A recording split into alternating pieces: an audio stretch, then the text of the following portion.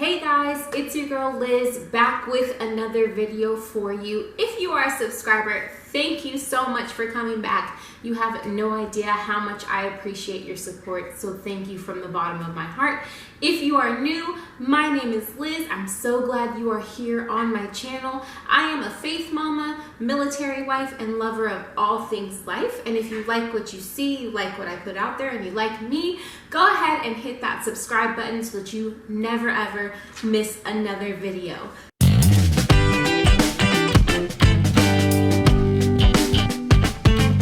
So today's video is actually my 6-month PCS checklist. We're going into the military side of things today.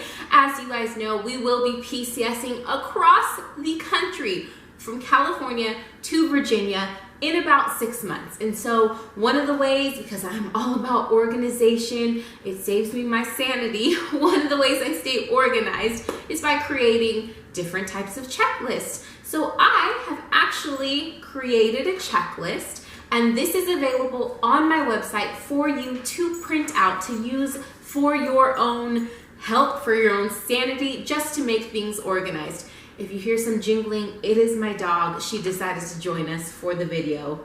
Yes, Luna, I see you, okay? Don't hit my camera, girl.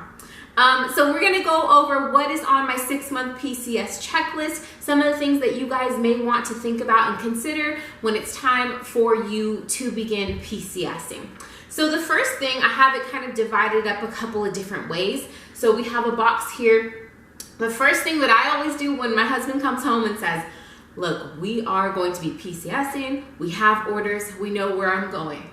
Get to researching, girl. That is my favorite thing to do. So the things that I recommend you research and the things that I research are actually, one, obviously research your new duty station, right? You want to research the unit, the troop, the whatever they call it, battalion, the battery that your spouse is going to, just to kind of get a feel for it. Research that duty station. What services do they have available? Is it a small duty station? Is it a large duty station? Is it near a city, or are you going to have to drive extremely far to get to the nearest city? These are all things you want to know and be prepared for. So the next thing that I research is housing on and off post, right? You want to decide, one, if you're in at a duty station that is in the middle of a city, you have options to live off post a lot easier. Right now we live at Fort Irwin. It is a good 45-minute drive to get to the nearest city, and that city I would not want to live in. No disrespect to Barstow, but you ask anybody from California, you girls from California, Barstow is not somewhere you want to be. It is somewhere you simply pass through on the way to Vegas, or in our case, on the way to Fort Irwin. So you want to look and see, is there housing available off post? What does the rent look like there? Is it within your BAH, the type of home that you're going to want to live in? Are you going to be able to afford that within your BAH off post, or is it better to live on post? Is on post housing privatized? Most of them are now. So you kind of want to look up the information about that privatized housing. What are people saying? Take it with a grain of salt, make your own judgments, because a lot of times the negativity that you hear about housing, yes, there are failures in privatized housing, but a lot of the negativity for charges and things like that come from people who damage their homes and who have extremely dirty homes. And I am speaking because I used to work for military housing. I have seen it firsthand. It is not pretty, right? So again, take the opinions with a grain of salt, form your own opinion, but obviously do your research and go into it with eyes wide open. You're going to want to look up the nearest cities, right? All of the cities around it. What's the nearest small town near there? What do they have there? Do they have a Target? Girl, I love Target. Do they have a Hobby Lobby? That is a necessity. Not a necessity, but it would be so wonderful if there was one near our new duty stations, right?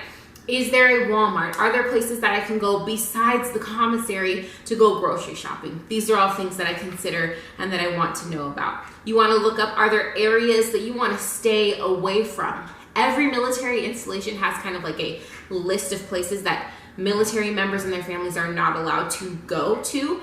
So usually you get that when you check into the duty station, but that's something you want to be aware of too. Are there dangerous areas that you should be staying away from? And then look up things to do in that area. Part of the moving process is getting excited for all of the new experiences in that area, right? So look up what's available. What festivals does the town do? What celebrations do they have? Do they have kids museums? You know, I'm speaking from an Army point of view, which we usually are not near big cities that have all these wonderful things, but I just love to look it up. We're moving to Virginia, which is on the East Coast. We're gonna be like 2 hours, maybe 3 hours from DC. There are so many things that we can do and that we are so excited to do once we get to Virginia. The next thing that I researched is the distance from our losing duty station to our new duty station. So this is basically kind of the travel information that I just want to start getting a feel for, right? Our road trip is 36 hours if you were to drive straight from Fort Irwin to Fort Lee, Virginia.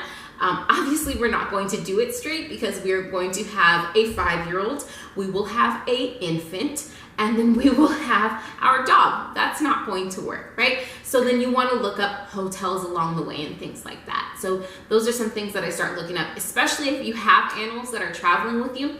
You need to know what hotels allow animals.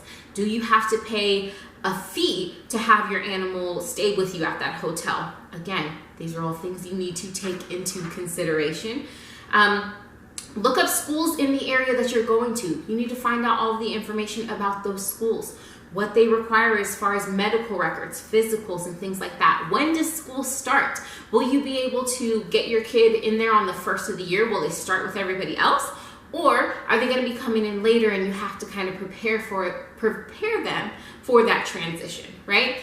Look up schools for yourself if you don't have children and maybe you are pursuing advanced education. Look and see what is available in that area.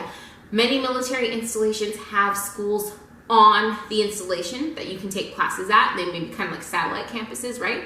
But then other times there are schools nearby, like at Fort Campbell, there was a university nearby when we lived there. I'm trying to think at Fort Sill in Oklahoma, I can't remember if there was a university or not. I'm not entirely sure. I want to say yes, but I can't remember. I get all my duty stations mixed up.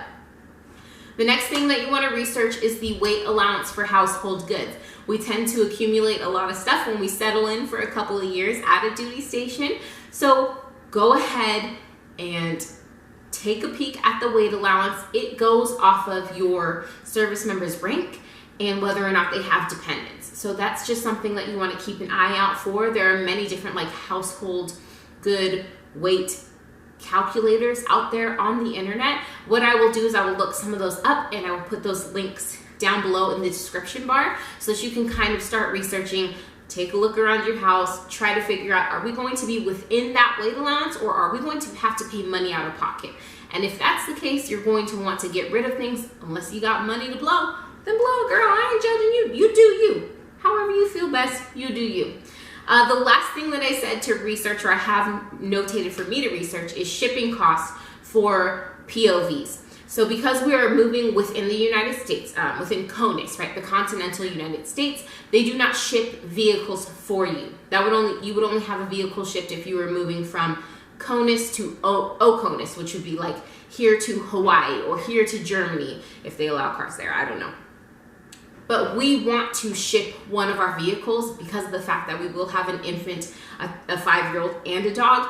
Mama is not about to drive by herself in one car with all of that. No, you hopping in this car with me, sir, okay? We all getting in the Traverse, we all driving across country, and we all gonna like it. So I need to research the shipping costs, and that's going to go into our budget for PCS. Again, there will be a PCS budget video coming up, so you definitely want to be on the lookout for that. So the next thing I have on my checklist is my to-do side, okay? So under to-do, the very first thing is budget. Sit down, figure out what costs are going to be associated with this PCS and start that budget. 6 months out is a great place to be to start the budget. Ideally, you would love to be a year out, right? I mean, the more money, the better. But 6 months is a good place to be. So sit down, look at all the different costs, and then begin to form that budget. Cut back where you need to, and then be prepared to pay any necessary moving out fees, moving in fees. A lot of different things could pop up. So that's why we want to budget, budget, budget. You don't want to go into debt over a PCS move. That's definitely no fun. The next thing that you want to do is kind of start thinking about whether you want to do a Diddy move, which it's no longer called Diddy, it's a PPM, personally procured move, but basically it's a do-it-yourself move, or if you want to do a traditional move, have movers come to your house, have them pack all of your stuff, have them take it to the next duty station and unpack your stuff. Whatever is best for you and your family, you got to figure that out, but just start thinking about weighing the pros and cons of those things. The next thing on my to-do list is to inventory all of our vehicles. Take a walk around my vehicles. See, do we need new tires for this road trip? Are any of our brakes wearing down? What type of maintenance is necessary on our vehicles to get us from one place to the next safely? Because we definitely want to arrive at our new duty station all in one piece, right? So do an inventory of your vehicles. Start looking up things maybe within your car that can make it easier for that road trip. For us, backseat organizers are a big thing, so that is something I am going to put into our budget and begin looking at for putting into our car just to make mama more sane on this cross-country trip. The next one is to register for and attend any PCS briefings that may be available at your duty station. So the military has their side of things. They have PCS briefings that the service member can attend. If you can go to those, I mentioned the levy brief in the last one. If you can go to those, absolutely accompany your service member to those, because the more information you get, the more informed decisions you can make. Oftentimes military housing has PCS briefings as well, so they can tell you what to expect. They can tell you maybe like some of the costs associated with move out, what they expect from you, a 30-day notice. That is absolutely necessary, and they are not going to take less unless your orders were cut within less than 30 days. Let me tell you that again, I worked for military housing. You cannot bring me orders that say you have had these for the past 6 months and then tell me you're moving out in 15 days. Absolutely not. You are going to pay a fee. So just be aware of those things and do everything that you need to do to save the money that you have worked so hard for. The next one is gather any documents for your PCS binder. This is one of those documents you're going to want in your PCS binder, but I am going to do a whole video in a couple of weeks regarding what should be in your PCS binder, how to put all of that together, how it's organized, and I will show you what my PCS binder looks like.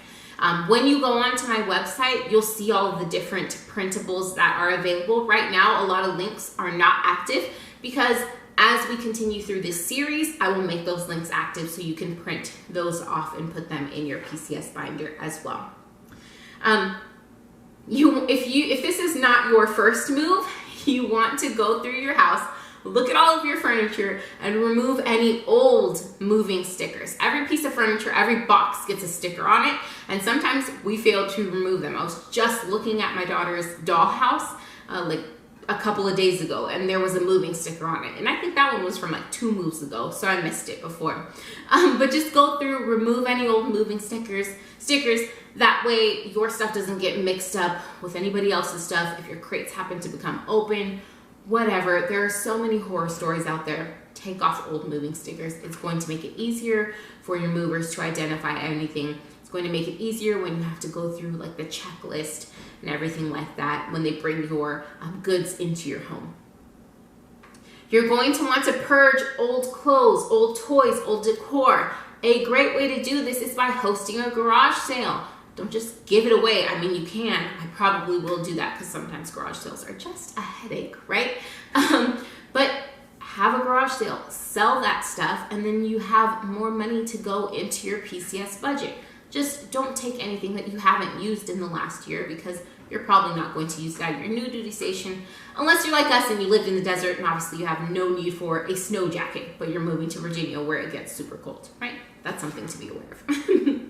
The next thing, organize any personal records. So go through, make sure you have all of your marriage certificates, social security cards, birth certificates, medical records, things like that. Have all of that organized. I prefer to carry all of that in my PCS binder because I take my PCS binder with me when we move and I don't want it separated from me, right? So you might want to go through, organize, pull those things out to put into your PCS binder. All right, sorry about that, guys. My camera actually died right in the middle of filming this. But the next thing that you want to do is request any missing medical records. Or any missing records at all, actually. So immunization records, because obviously the new school, if you have children, are going to want those vaccinations or proof of vaccinations. Anything for your pets, any of their immunizations, you do have to prove to housing as well. For us specifically here on Fort Irwin, we used to have a family dental office available to us. It shut down while we were here, so I need to contact them to figure out how do I get my dental records. I have requested them and I never got an answer back. So I need to follow up on those things. So any missing records, you definitely want to start looking for those, start requesting those at about 6 months out to give yourself enough time to get everything taken care of.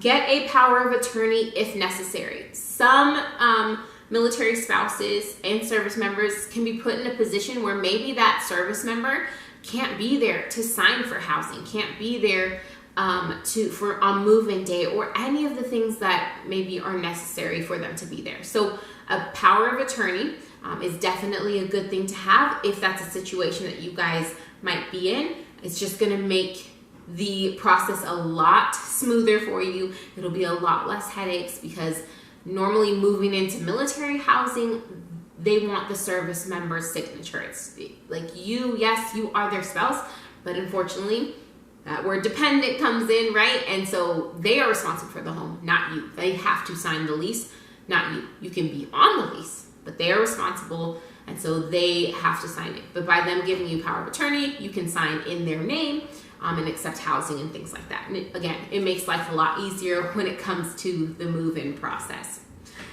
Schedule any dental, vision, medical appointments that you need between now and when you PCS. It's a lot easier, in my opinion, because when we're moving, we are going to be coming right into the new school year. I want to get my daughter's physical done here before we do the move-in process, so that I don't have to be scrambling around trying to get an appointment at our new duty station. Any other medical appointments that you need, I just think it's easier to do it where you know the system, where you know the doctors already. Just get it all taken care of rather than try to figure it out all under crunch time at your new duty station. Again, I'm all about no headaches. I'm all about seamless, easy, smooth processes. So these are just kind of all my little tips to help you get that done. The next one, apply for housing if possible. If you can't apply for housing, at least make that initial call to them.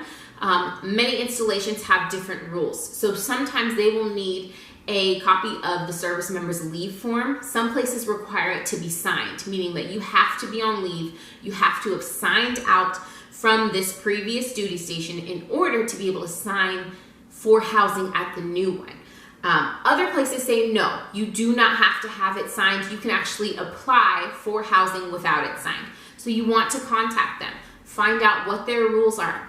A lot of times they can't give you an exact answer on what the wait list looks like, but they can give you a roundabout answer, or you can say, what do you recommend? Do I have time to apply, or do I need to get on this list right now, right?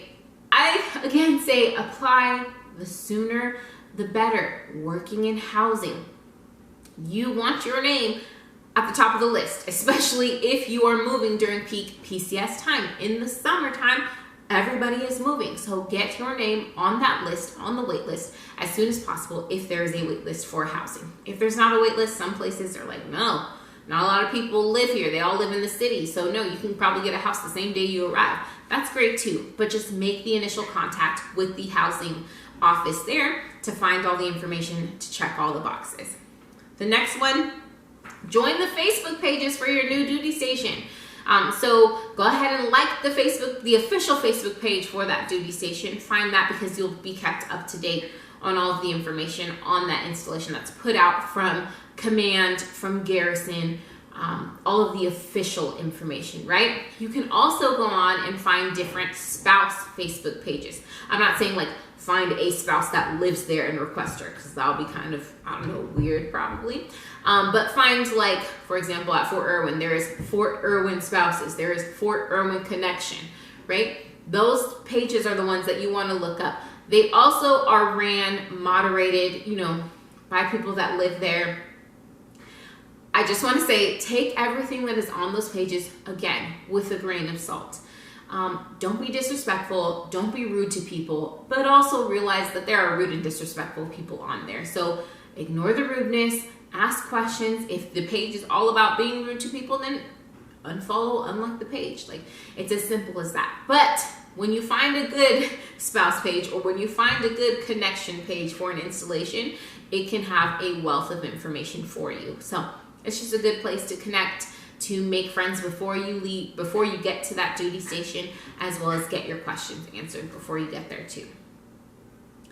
The next one is take pictures of your household goods, right? So you want to start doing an inventory of things inside your home. Take pictures of your tables, take pictures of your TVs while they are on and working, PlayStations on and working, washers and dryers, do a video of them on and working, because if they get damaged in the move, you have proof that no, this was working, you damaged this, you need to fix this, right? So go ahead and go through, do inventory, take pictures, take video, do all of those things necessary. If you are planning on working at your new duty station, update your resume. Duh. Update your resume and then start looking for jobs at the new installation or in the city around it. It just helps to get you a head start on finding a new job, because it can be difficult to move and then to find a new job and get acclimated to your new area. And then talk to your kids about this move, right? We are not the only ones who are being uprooted and experiencing this huge shift, this huge change in our lives. So it's good to begin talking to them about it. Like, hey, guess what? The Army is sending us to this place. Look at all these awesome things we can do. Yes, I know you're gonna miss your friends, but guess what? There will be more friends that you can make, and we can keep in touch with them. We can get their phone numbers of their parents, Facebook, whatever is necessary, so that you kind of start to prepare them for the move, so they're ready, they're not caught off guard, and it's kind of less traumatic when we leave the installation. And so then the next block that is on my PCS checklist is just tips for you. So one, there is a great Facebook page called Moving House for Military Spouse. I recommend that you check that page out. A lot of times they have pictures you can go through. They have all these albums of different installations, Air Force, Army, Marines, all these different ones. And you can find pictures of the military housing on post on that Facebook page. Now, they're not all up to date, right? Because these are just pictures that spouses have taken and posted on that page. Whew, your girl's out of breath because of baby.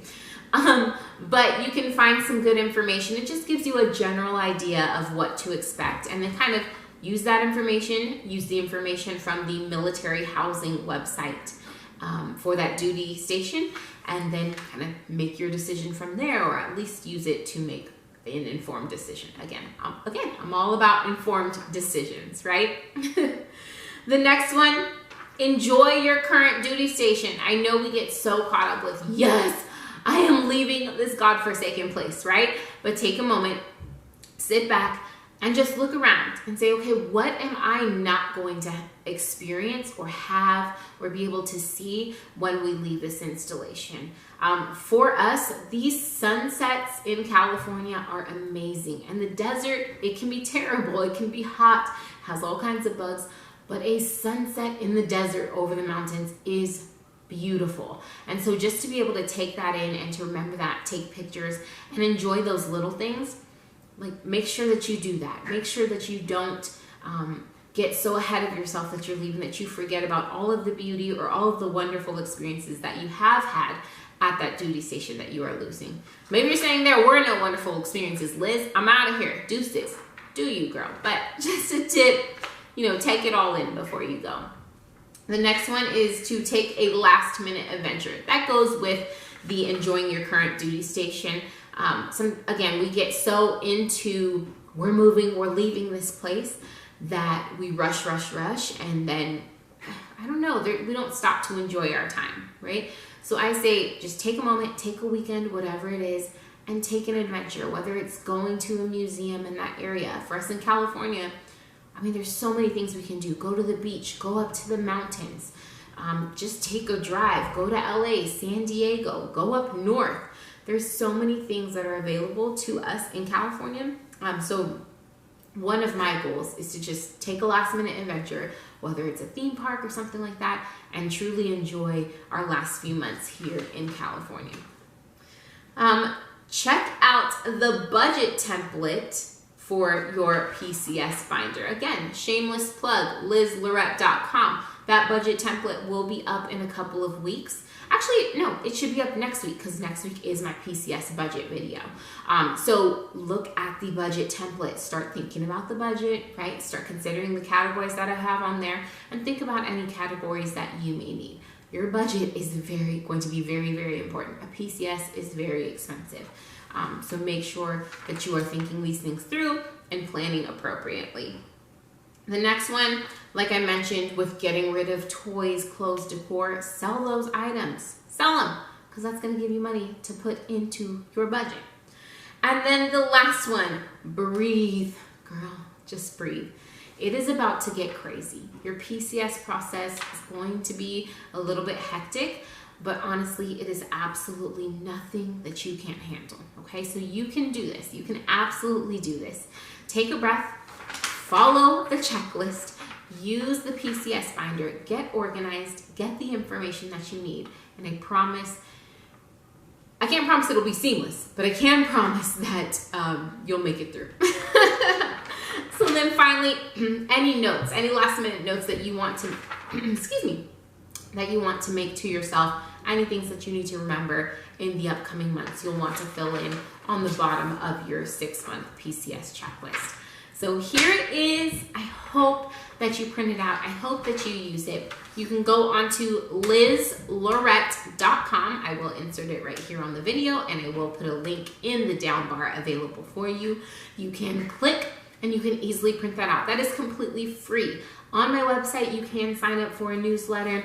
It is a monthly newsletter, so that 6-month PCS checklist will be in the next monthly newsletter as well, in case you forget to print it out from the website. But I hope that you liked this video. I hope that it helps you and you feel like, okay, I can do this. I know at least where to start, right? Get your checklist, that's step 1, and go through that checklist. It's easy, right? You're 6 months out. You still have time to breathe. You still have time to get everything together. So I wish you nothing but luck, nothing but blessings, and nothing but success in this PCS journey if you are going on it. If you're not, feel free to follow our PCS journey because I am going to take you along for the ride. And with that being said, thank you so much for watching the video today. Remember to like, remember to subscribe, remember to hit that notification bell if you never want to miss a video, and share this with your fellow military spouses. Let me know in the comments below if there's anything you think that I forgot that somebody should take into consideration when they are 6 months out from PCSing, because I know there are many military spouses that are more seasoned than me, and I always, always welcome your advice as well. With that being said, be blessed. Later, loves.